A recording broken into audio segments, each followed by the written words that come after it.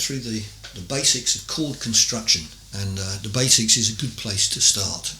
Okay, so when we have a chord, it's a selection of notes taken from normally the major scale or alterations of it. So the construction of a major chord,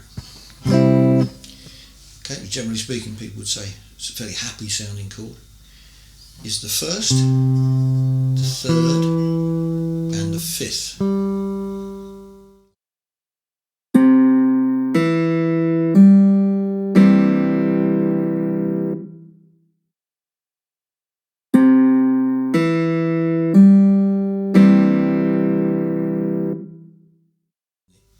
Case of C, C, E and G. Now because of the way major scales work and different sharps and flats crop up in different keys, then in D that would be D, F sharp and A. Now what's really important, if you look at that pattern,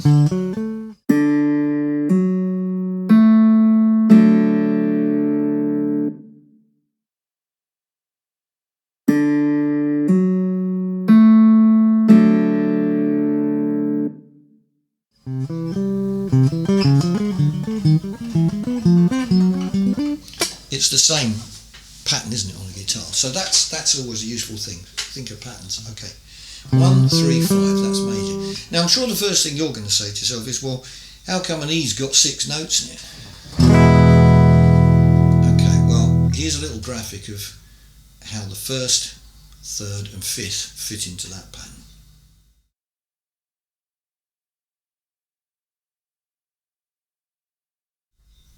Okay, now while we're on the subject, how come an A's got 5 notes in it? Okay, here's another graphic.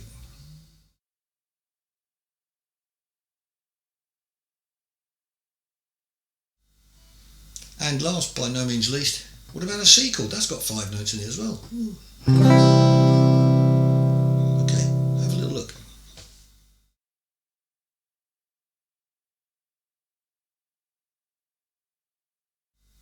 Okay, so we can have as many 1s and 5s as we want. Usually we're only dealing with 1/3 in a chord because it tends to make it sound a little bit sugary if we've got more than one. But having said that, standard version of C has 2.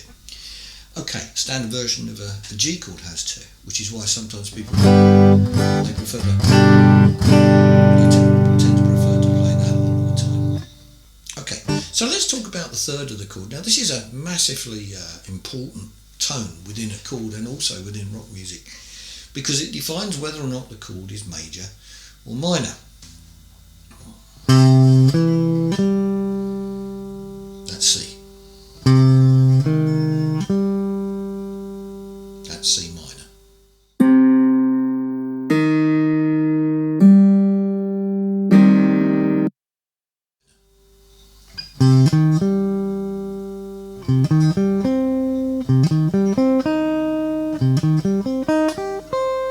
Okay, so that's just expanding up the arpeggio of the chord. So the arpeggio is just the notes that make up the chord played sequentially.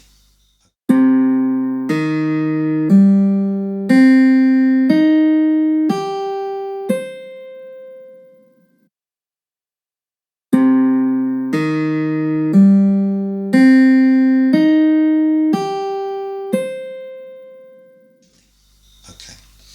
Now, we've got major, we've got minor. Now, before we go too much further, it's important to note that reading chords on guitar is very difficult for reasons which I've covered in a video I did on reading dots for guitar. And they're not that much easier to read with tabs, although they're a little bit easier to read with tabs. So it's no surprise that a system of sort of shorthand, or you might say slang, for particular combinations of notes has grown up. So rather than saying I'd like you to play G, D, G, B, D, G, please, usually with G at the bottom, instead of saying can you just play G, that's going to be easier. Now along with that, whilst that's a great thing, you also get some pretty daft examples of how chords are named. So something you need to keep a definite focus on the fact is that not all of these chord names make sense. So trying to make them make sense is probably not good.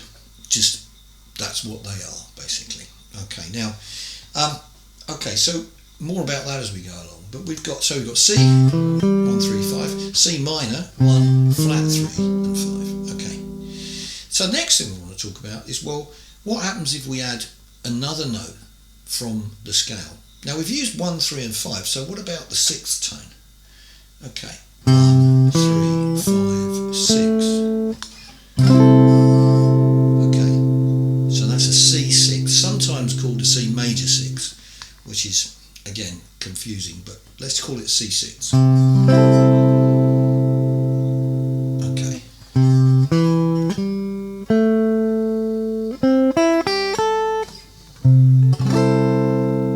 Okay, 1 3 5 and 6. So you can probably have a stab at what you think a minor 6 might be then.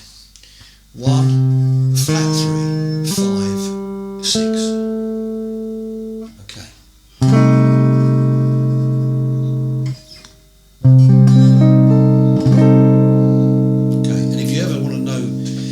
Sorry, I should say that again. If you ever want to remind yourself what a minor 6 sounds like, it's very easy. Just go.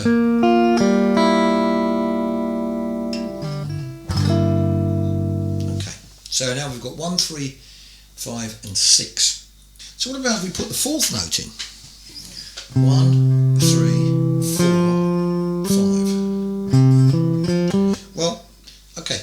There is a little bit of a snag with this on a lot of guitar chord shapes, because if you look at the shape of the E, it's only got 1/3 in it, which is on that string there. So,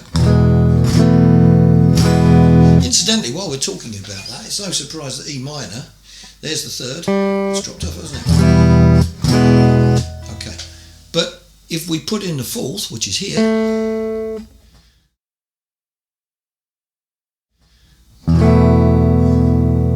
okay, we've now got what's commonly known as a sus4.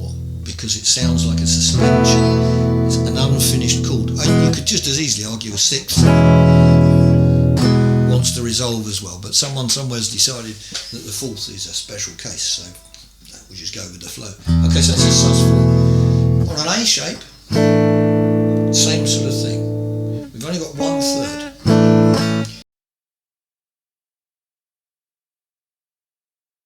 On a C, we've got 2 of them, so we could actually go.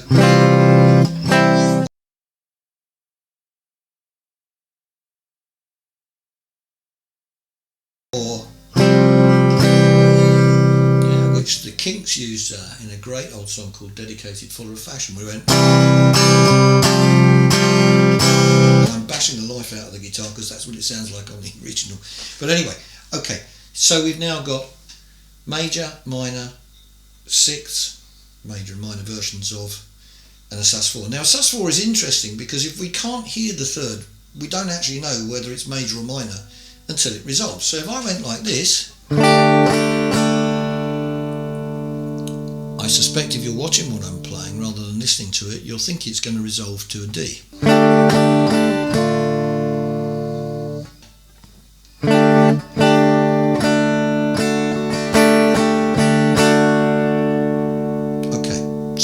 Those two chords are, in some cases, the same thing. It's more about what happens after that chord. Now, so far we've used tones 1, 3, 4, 5, 6.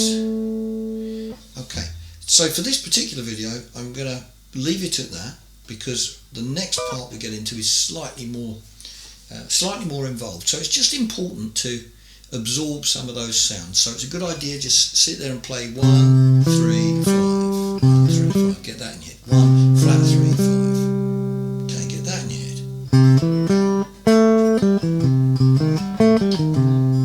Yeah, and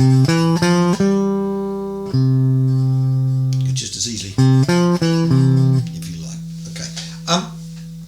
So okay, that's it for this video. I'll be back with another instalment on chord construction very shortly. So thanks very much for listening. Please subscribe if you could, and I'll see you soon.